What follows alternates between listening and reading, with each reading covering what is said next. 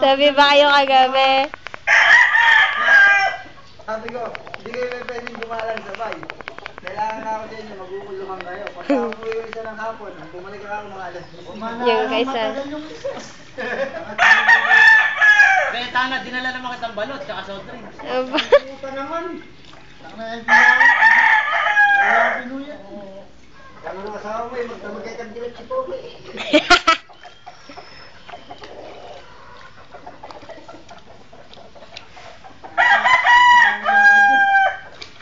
Pag nakinig ka pala, babalik ko eh, babalik. Naliligo. Ha? Buhay ka rin. Pinatay mo ba?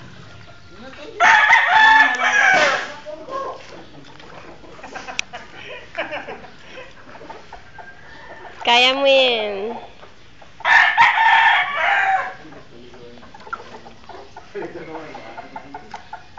Sabi ng chicken, kayo ba naligo na? Injection. Oh. Injection sila.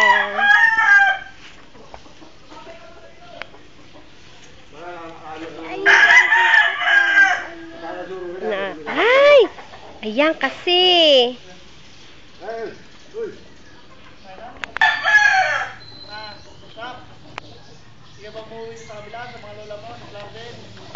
Hindi po kami taga Plaridel, sabihin. Tawang mo yan, tawang naman nakasakton. Giginto. Bagong ligo. Ganyan pala pag bagong ligo, hindi makatayo masyado.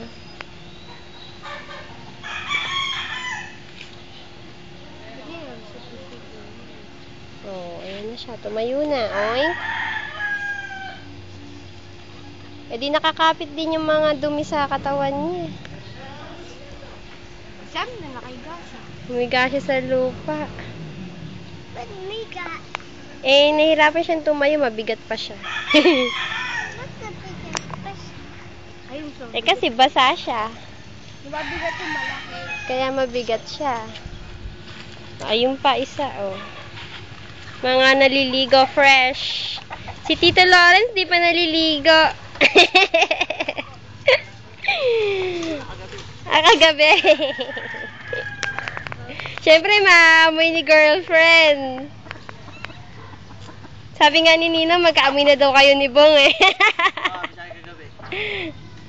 Magkaamoy na daw kayo ni Bong. Ayan na siya.